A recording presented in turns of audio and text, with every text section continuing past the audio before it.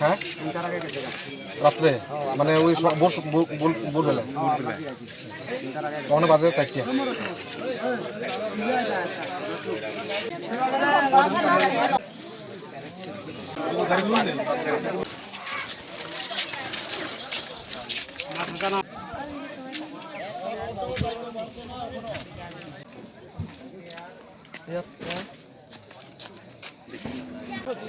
কারণ আমারও খুব ট্রেন এসে বাচ্চা ছন দিবে করে না আসার আগে হিসাবে হইন হিসাবে আমিও অনেক বাচ্চা রয়েছে আমার পথানো ছবিটি যখন দিবে আসবো জ্বর দিব গাড়ি হঠাৎ দূরে আমার প্রায় 1 কথা তো দূরে সাইকেল হচ্ছে না আমি নিনো পারি গাড়ি তো এবার অসুবিধি আমার পানি তো অনেক অসুবিধা হে আমি তো এমনি ফদর তো তিন তল তো তিন পানি অসুবিধা আমি একদিকে কারেন্ট নেই আমার প্রথম দ্বিতীয়ত হলে তো ফতান অসুবিধি তৃতীয় আমার পানির সমস্যা আমার বাধ্য হিসেবে পথ অবরোধ করা হচ্ছে কিন্তু সেটা প্রতিশ্রুতি দিনে জানো নরাগানখিনি জনগণরে কারেন্ট অফিসত হজন হিসেবে করছন কারেন্ট অফিসত এসছন যেন গ্যাঙ্গ দিয়ে ব্যাখ্যা করি না নতুন নয় এটা হচ্ছে আমার পথ অবরোধ করা তারা গ্যাঙ্গ দিয়ে ব্যাখ্যা হজন নতুন হিসেবে শেরবাদ পলা হইজন গুণরথ পাড়া ঠাকুরসরা এই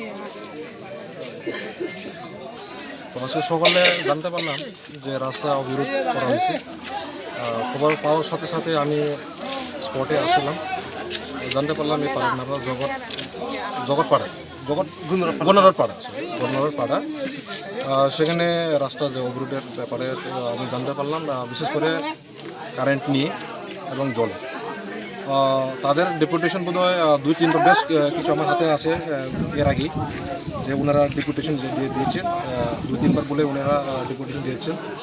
তো আজকে যেগুলি তাদের সাথে কথা বলার পরে ওনারা জিনিসটা জানতে পারলাম যে বিশেষ করে কারেন্ট যদি ঠিক থাকে তাহলে জল আসা পড়বে, এই ধরনের একটা আশাবাদী। তো যাই হোক কারেন্টের প্রতিনিধি উনি তাদের সাথে আমি টেক আপ করবো, প্রশাসন টেক আপ করবো যাতে বিদ্যুৎ রেগুলার সাপ্লাই এবং কারেন্ট বা গ্যাং এখানে বসানো হয়। সে বসার পর হয়তো আলটিমেটলি এটা ঘুরে সলভ হইব, কারণ যদি থাকলেই তো আমাদের জল এটাই তো থাকবো, এটা তো ঠিক, এটা সবাই জানেন। তো সাধারণত আমি আশাবাদী যে ওনারা বুঝবো জিনিসটা কোন জায়গাতে আটকানো আছে। কারেন্টের ব্যাপারের লোক ডিপার্টমেন্টের লোক আসার পরে আমরা জিনিসটা আরও ক্লিয়ার হয়ে যাবে।